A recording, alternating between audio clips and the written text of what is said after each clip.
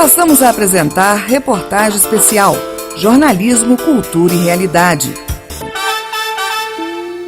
O Ministério da Mulher, da Família e dos Direitos Humanos estuda implementar uma ferramenta de reconhecimento facial que vai poder ser usada na identificação e localização de crianças desaparecidas em todo o país. A ferramenta é utilizada pelo Departamento de Comando e Controle Integrado e pelo Centro de Perícias, órgãos do governo do Rio Grande do Sul.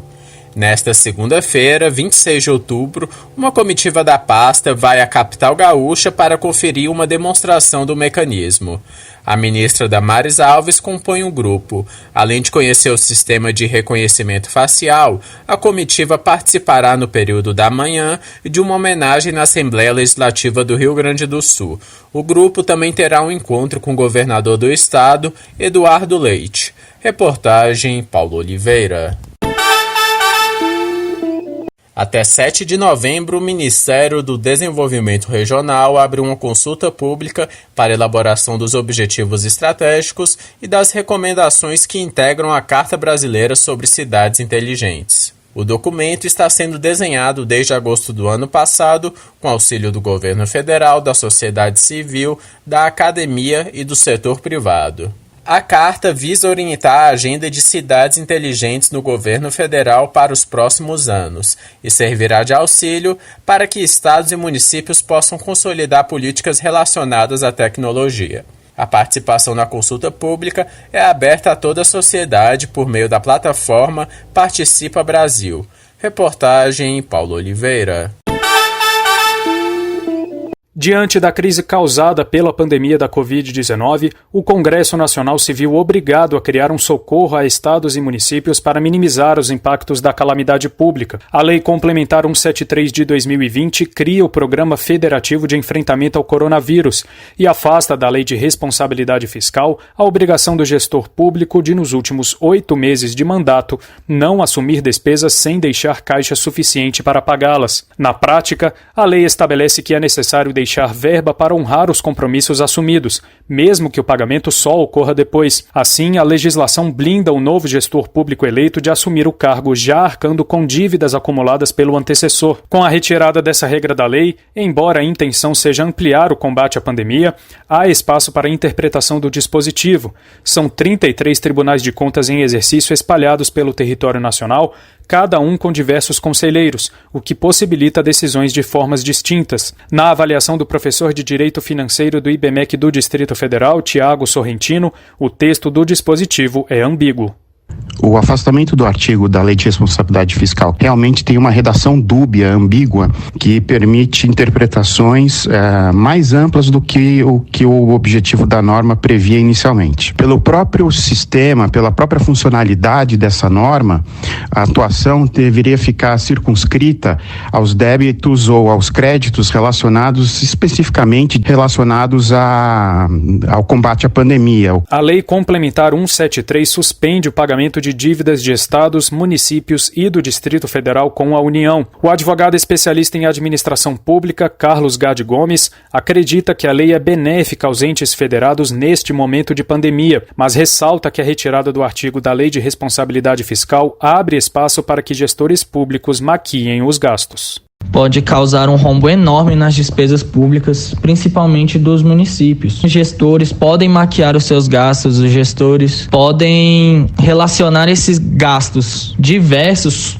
com relação à pandemia e, em tese, eles terão uma carta branca para fazer isso sem sofrer nenhuma punição, sem sofrer nenhum tipo de ação de improbidade. Segundo o levantamento do jornal Estadão, 1.008 municípios já tinham caixa negativo no fim de 2019, o que indicava grande risco de que essa cláusula fosse descumprida em 2020. O maior rombo era registrado no caixa do município do Rio de Janeiro, que estava negativo em 4 bilhões de reais no ano passado.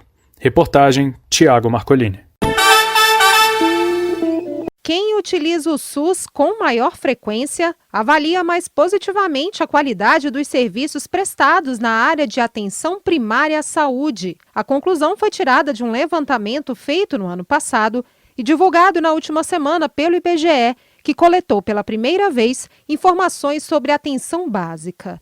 Os resultados da Pesquisa Nacional de Saúde mostraram que pessoas com morbidades como hipertensão e diabetes pontuaram melhor os serviços do que pessoas que não tinham nenhuma dessas doenças, já que utilizam mais esses serviços. Para o professor da Faculdade de Saúde Pública da Universidade de São Paulo, Gonzalo Vecina Neto, a pesquisa reforça a importância do Sistema Único de Saúde, que ficou mais evidenciado no atual cenário de crise global. Nós, de repente, descobrimos que ter um sistema de saúde de base universal e gratuito é fundamental para que nós consigamos construir uma sociedade melhor, uma sociedade mais evoluída. Nós sabíamos que educação era uma questão muito importante, mas nós não tínhamos essa percepção de saúde.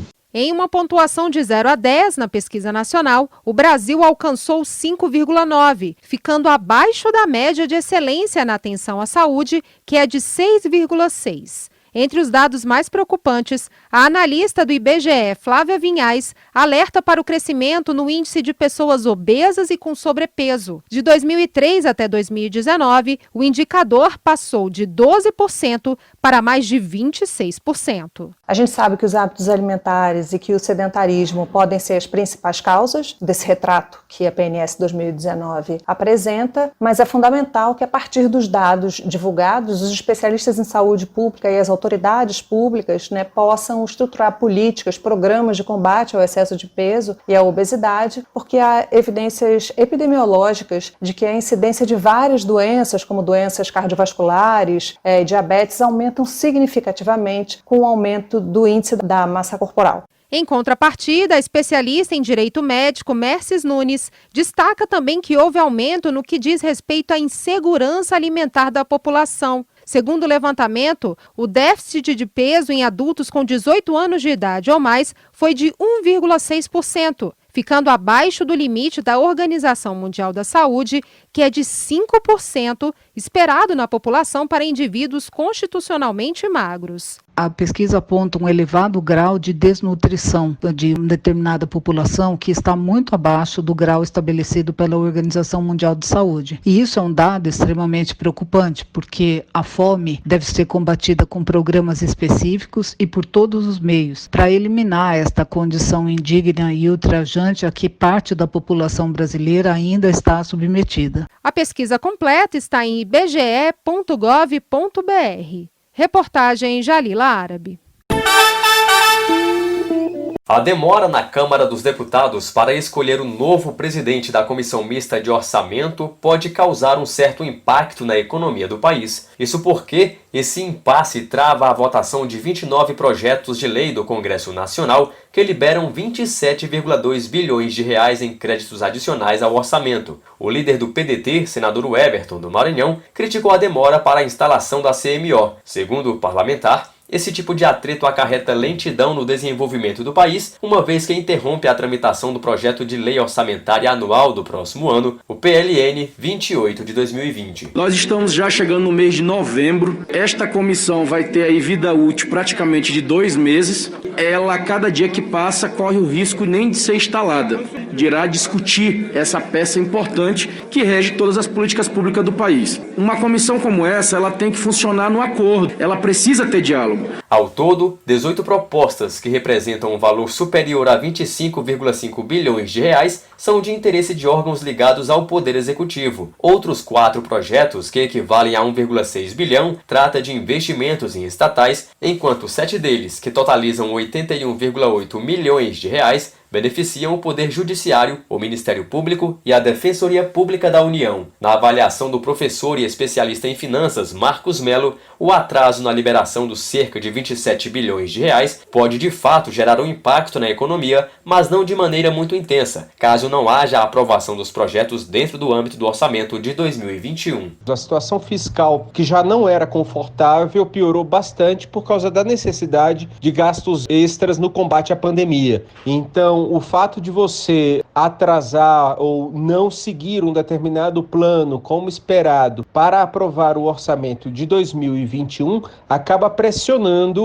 o aumento do gasto, especialmente o cuidado com relação ao teto. No último mês, os líderes partidários tentaram por 2 vezes, sem sucesso, escolher o presidente do colegiado. De acordo com o rodízio periódico que há entre Senado e Câmara, a presidência da CMO será atribuída a um deputado neste ano. Entre os parlamentares, há um grupo que apoia o deputado Elmar Nascimento, do DEM da Bahia, para assumir o cargo, enquanto o outro defende o nome da deputada Flávia Arruda, do PL do Distrito Federal. Reportagem Marquesan Araújo.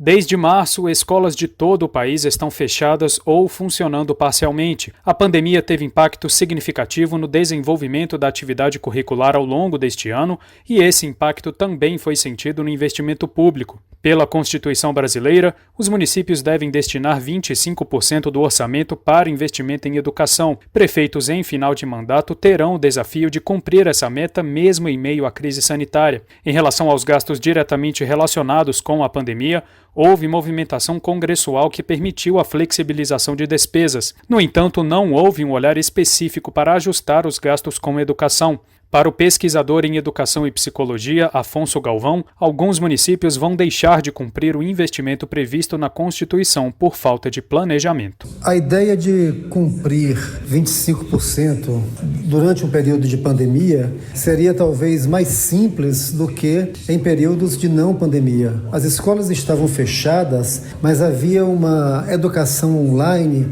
e outras estratégias de ensino aguardando para acontecer. Uma das medidas de alívio para gestores públicos foi a prorrogação por 60 dias após o fim do estado de calamidade pública para enviar informações sobre a execução dos recursos recebidos em 2019 em programas subsidiados pelo Fundo Nacional de Desenvolvimento da Educação, o FNDE.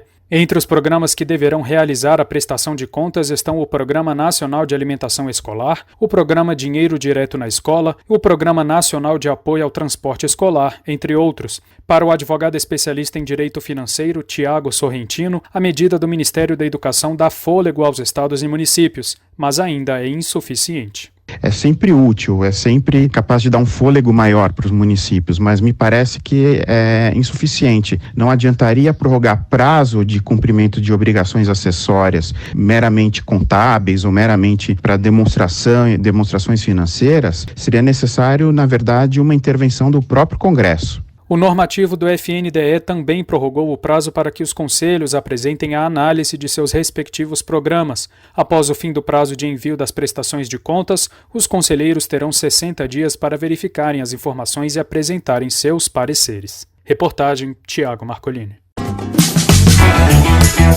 Você acompanhou Reportagem Especial.